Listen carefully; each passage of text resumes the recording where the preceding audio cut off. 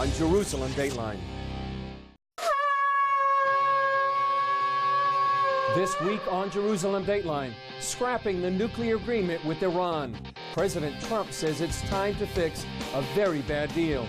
Plus, the Kurds under threat. Why isn't the world standing up for this fledgling democracy? And celebrating the Feast of Israel. Thousands of Christians show their love and support for the Jewish nation.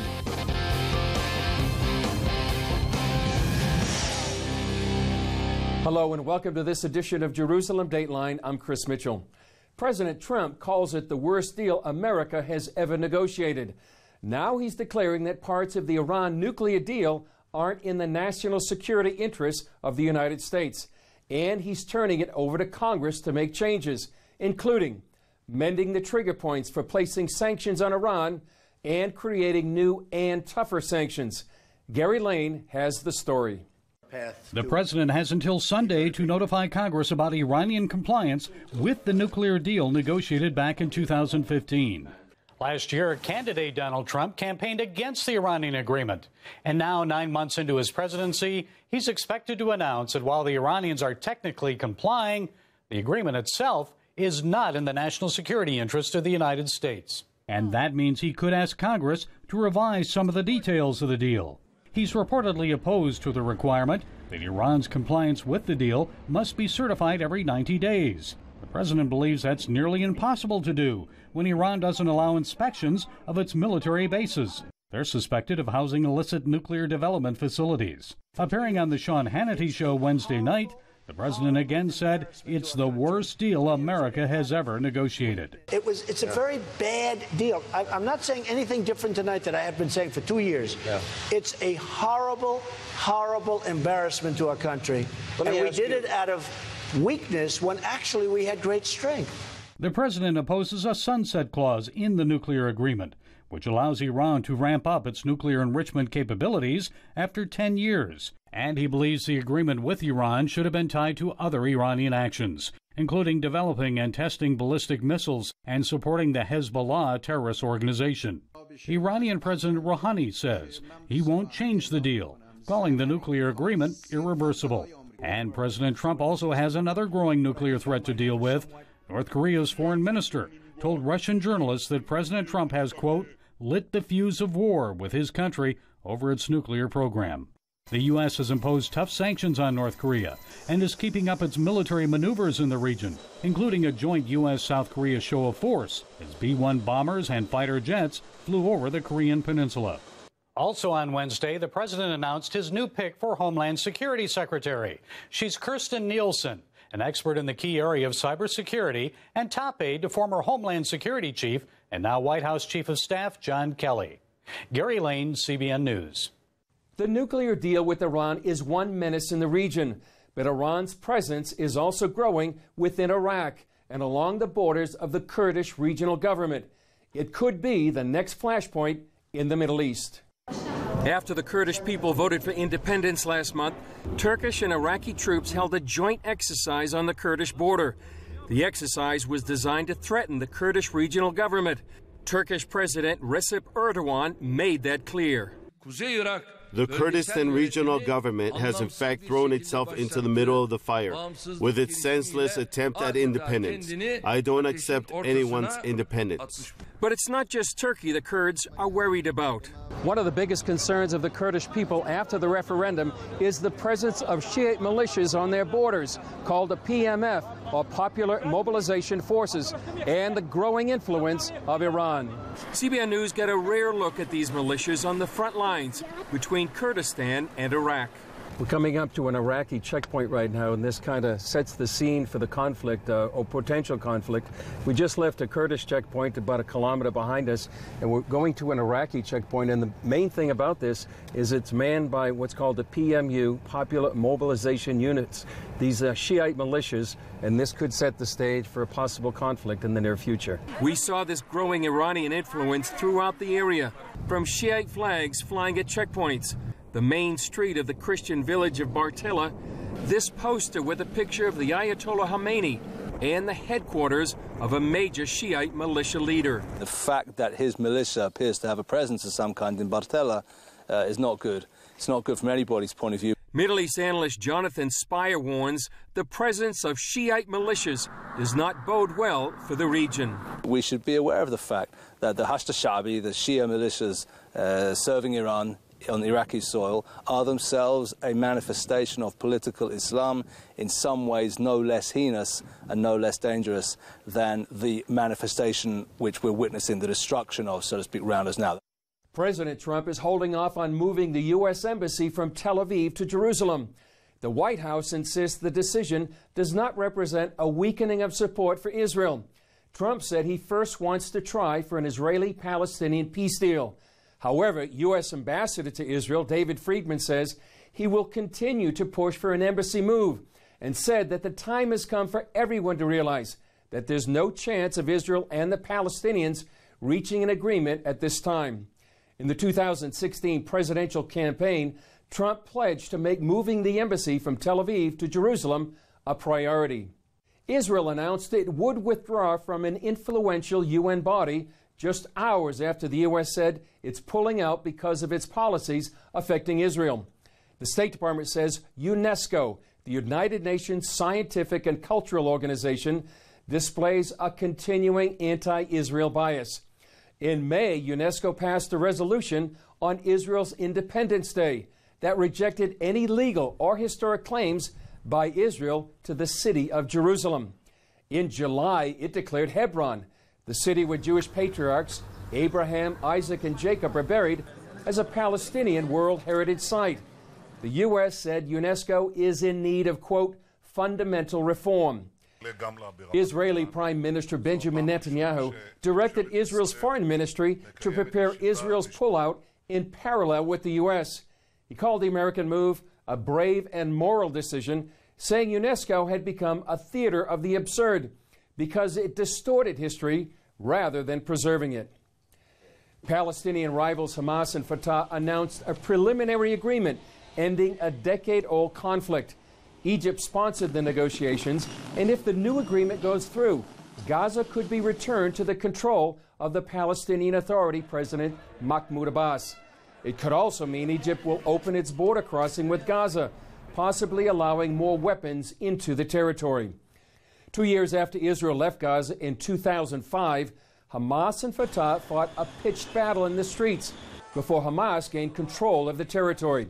Since then, Hamas has fired rockets on southern Israel and used tunnels for terrorist raids, prompting Israel to fight 3 wars with the terrorist group. Israeli Prime Minister Benjamin Netanyahu says he opposes any deal that doesn't require Hamas to recognize Israel and stop its militant activities.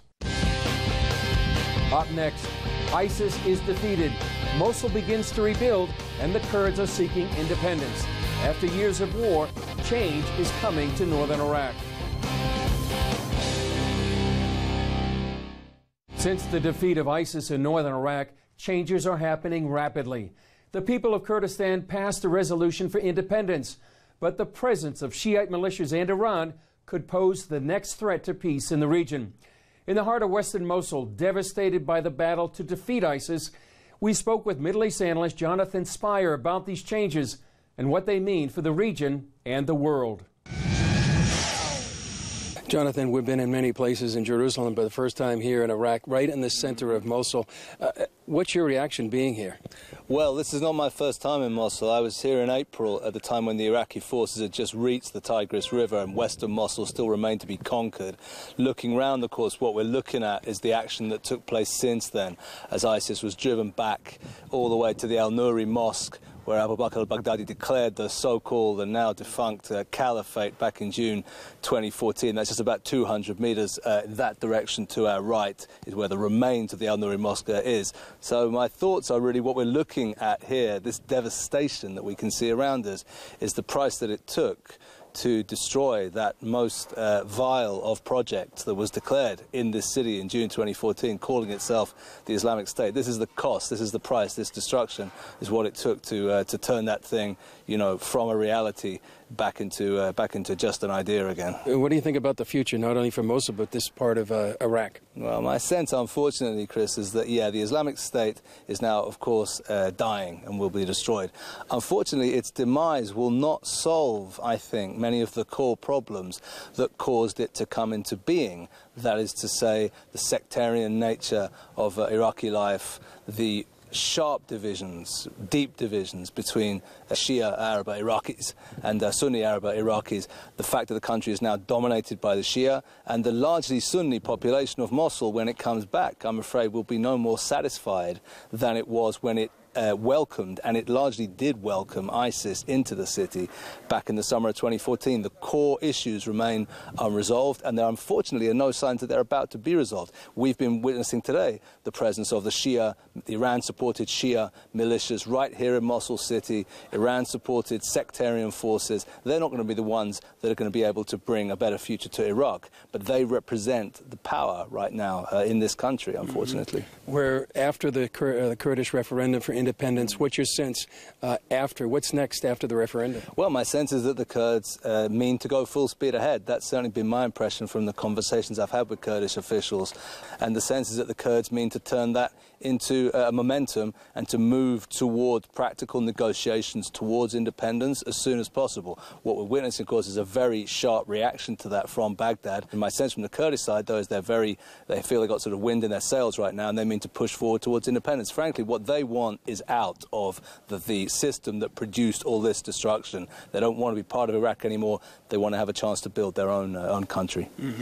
What about the U.S.? What role does that have in a post-referendum Kurdish referendum? I think the U.S. has a huge role. That's to say, much will depend on the stance that the United States now chooses to take. The United States, of course, was opposed to the referendum, controversially. Many people felt that after the service that the Kurds had rendered, in a way, humanity in fighting and defeating ISIS in the plains of northern Iraq, they perhaps deserved their chance at a political future of their own. The U.S. was dead set against it. Much will depend now on how the U.S. will respond to the Iraqi attempt to take a hard line against the Kurdish move towards independence. If the United States offers some form of tacit support towards the Kurds, it can be full speed ahead. If not, then I'm afraid things can get pretty tough around here again in the years ahead. We were in Bartilla and we saw a lot of Shiite militia. We saw one particular Shiite militia that you thought was quite significant. What does that mean, and what's the future of Christians near? Well, the militia we saw was the Badr organization. We saw a poster of its leader, Hadi al-Amiri. This is a very senior pro-Iranian Shia operative here in Iraq, and the fact that his militia appears to have a presence of some kind in Bartella is not good. It's not good from anybody's point of view, but I suspect it's also particularly not good from the point of view of Christians in that traditionally Christian town. We were hearing today from Christians in Bartella the presence of an increasingly aggressive Shia population around the town, and the sense that they no longer feel welcome, they no longer feel able to live their lives peacefully as they once did.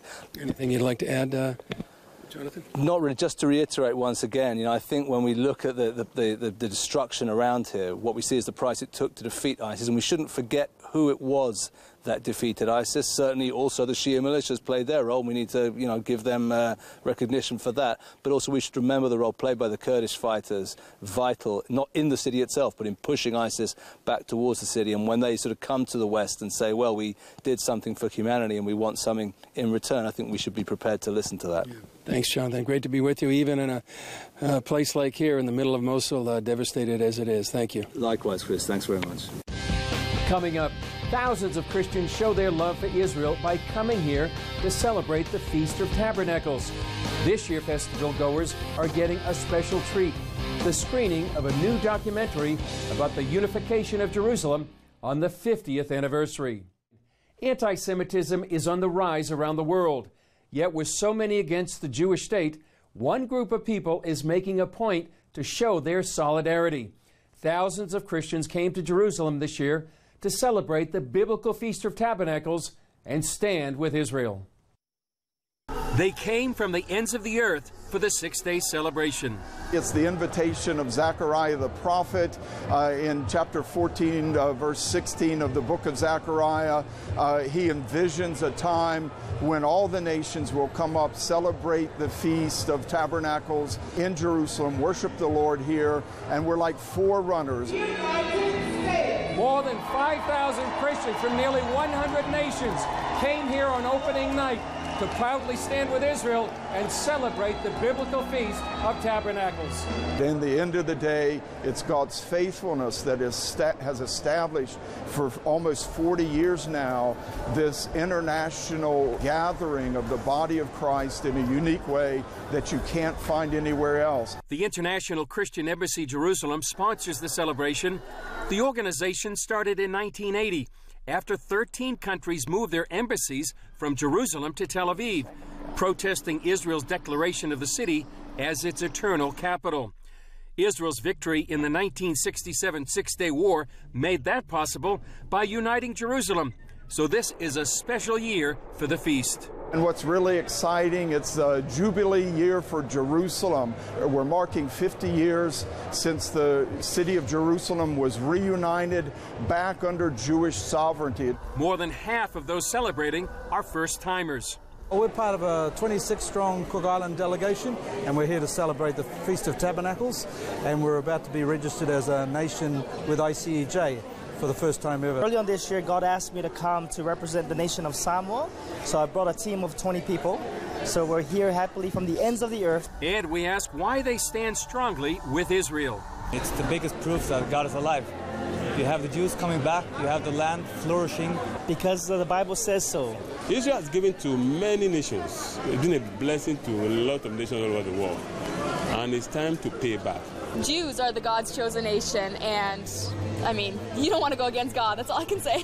This year's Feast of Tabernacles celebration also marks the 50th anniversary of the Six-Day War and the unification of Jerusalem.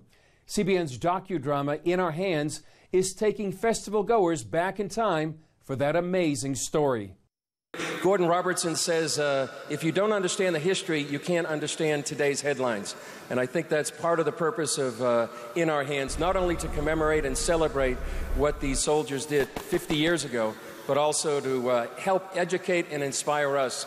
In Our Hands, the battle for Jerusalem follows the lives of the paratroopers who captured the Old City and the Temple Mount in 1967. We are sitting on a ridge overlooking the Old City. We said this is the proper way to tell the story when it's done with the paratroopers that actually fought for the city and with actual footage and the reenactments like In Our Hands. It's the perfect narrative, the perfect way to tell the story. ICEJ Vice President David Parsons says that's why they made the film a central feature of this year's feast. We're going to have several of the paratroopers that are in the film In Our Hands, Israel Harel and some of the others, on stage to honor them. It's a great moment for us. Parsons said Christians shouldn't forget the significance of a united Jerusalem. If the city was still divided like it was for those 19 years of Jordanian occupation, and you came here to visit, you'd have to go through all sorts of checkpoints. It's so wonderful now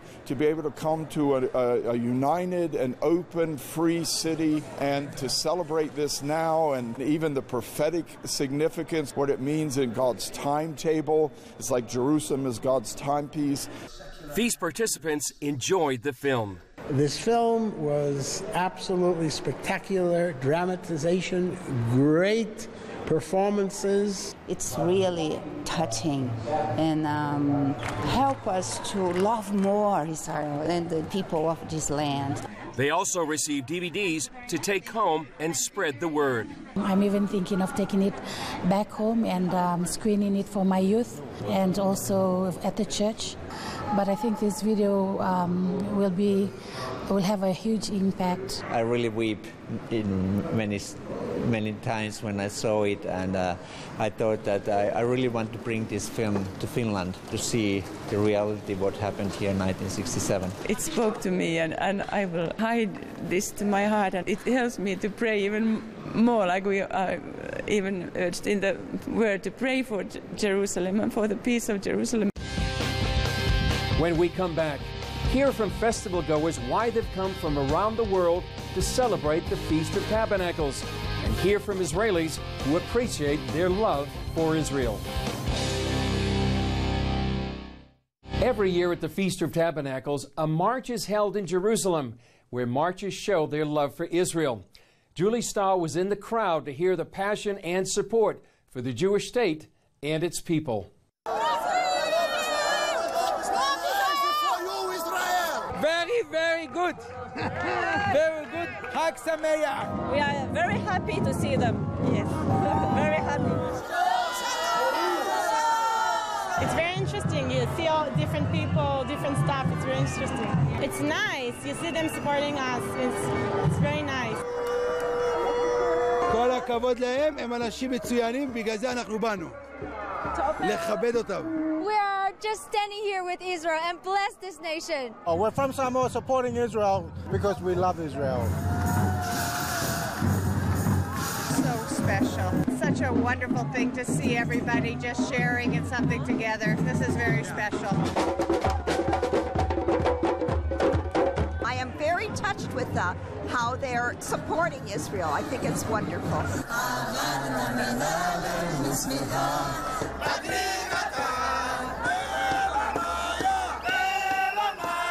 I enjoy seeing all the foreign nations coming to pay tribute to Jerusalem. They say how much they love us and how much they appreciate us.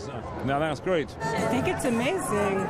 I think it's wonderful. I think everybody should come here. We love to see them, and that is the reason what we are basically come to see this event. Anyone who supports Israel is welcome. We should be praying for them because that's what the Bible says, for the peace of Israel. I've met Jewish people, I've met Muslims, I've met Christians here. Most people want peace, and they're precious people, and I think we need to show them love and support, but the Jewish people are God's chosen. Thank you very much. We are thanking on that you come to Israel to visit, and we love to see all the people is come to here and to travel in Jerusalem. It's make me excited. The Jerusalem March is a highlight not only for Israelis, but for those Christian pilgrims coming from the nations of the world. Maybe you could join them next year in Jerusalem. Well, that's all for this edition. Remember, you can follow us on Facebook, Twitter, YouTube, or Instagram. Thanks for joining us. I'm Chris Mitchell. We'll see you next time on Jerusalem Dateline.